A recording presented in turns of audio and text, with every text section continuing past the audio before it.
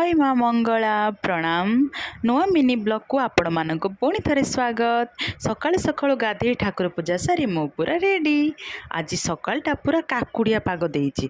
अरे नाई मो पकुड़िया पाग मो माने टे गरम गरम पकुड़ी हेतले भल होइथांता।